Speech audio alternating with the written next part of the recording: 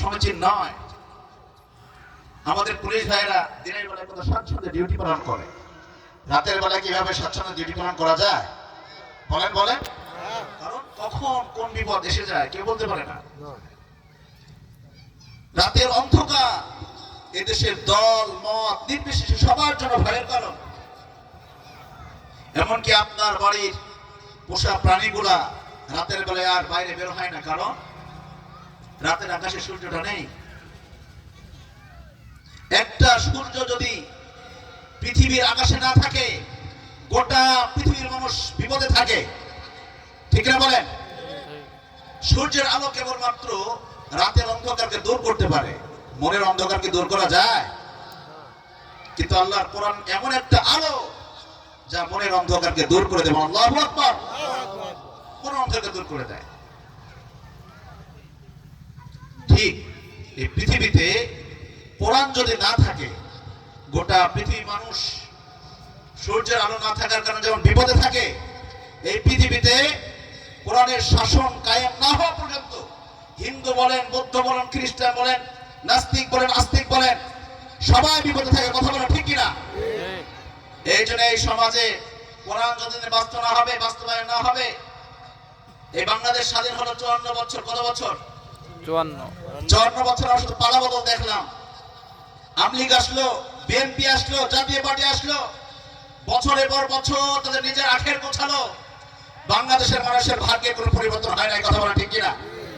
54 বছর নয়, 54,000 বছর যদি বাংলাদেশের মানুষের বানানো সংবিধান দিয়ে যদি রাজ্য পরিচালনা করে, 54 বছর নয়, 54,000 বছর রাজ্যের পালা বদল হবে, ক্ষমতা বদল হবে প্রত্যেকটি 5 বছর পর পর, কিন্তু বাংলাদেশের মানুষের ভাগ্যের কোনো পরিবর্তন হবে না। কথা বলা ঠিক কিনা? একটা মাত্র সমাধান, আল্লাহর কোরআন। কথা বলা ঠিক কিনা? আল্লাহর কোরআন ছাড়া সম্ভব নয়। কারণ আল্লাহ রাসূল সাল্লাল্লাহু আলাইহি সাল্লাম একটি সোনার সমাজ কায়েম করলেন কোরআন দিয়ে। কি দিয়ে বলেন? দরুদ ও সালাম পাঠ করছি বিশ্ব মানবতার মুক্তি দূত, এই জাতির মহান শিক্ষক, পথ প্রদর্শক, আমার নেতা, আপনার নেতা, বিশ্ব নেতা মুহাম্মদুর রাসূলুল্লাহ, সকলে পড়ছি সাল্লাল্লাহু আলাইহি ওয়াসাল্লাম। এই ধরার ধরনেতে মানব কুণ্ডলে একটি সুখী, সমৃদ্ধ, আধুনিক, সর্বাধুনিক পৃথিবী গড়ার প্রত্যয়ে যিনি মানুষের কল্যাণের জন্য রাজনীতি মাঠে হাল ধরেছিলেন, এই পৃথিবীর সর্বশ্রেষ্ঠ রাজনীতিবিদ, পৃথিবীর মানুষগুলোকে সভ্য করে গড়ে তোলার জন্য, শোষণহীন একটি সমাজ প্রতিষ্ঠার জন্য তিনি শুধু ঘরের কোনায় বসে, মসজিদের কোনায় বসে তসবিহ দানা নিয়ে পড়ে থাকেননি, বরং বাইরে এসে অপসংস্কৃতির মূলোৎপাটন করার জন্য ময়দানে যুদ্ধ করেছেন, লড়াই করেছেন, শরীরে রক্ত ঝরিয়েছেন, নিজের দমদম মোবারক শহীদ করেছেন, ময়দানে দায়িত্ব পালন করেছেন সেনাপতি। এই পৃথিবীতে যত সেনাপতির আবির্ভাব করতে পারে সবার শ্রেষ্ঠ সেনাপতি হলেন আমার নেতা, বিশ্ব নেতা মুহাম্মদ সাল্লাল্লাহু আলাইহি ওয়াসাল্লাম। ইনসাফপূর্ণ বিচারের মূর্ত প্রতীক ছিলেন আমার নবী। এই পৃথিবীর সর্বশ্রেষ্ঠ বিচারপতি তিনি ছিলেন। এই পৃথিবীর সর্বশ্রেষ্ঠ রাষ্ট্রপতি। বলেন আল্লাহু আকবার।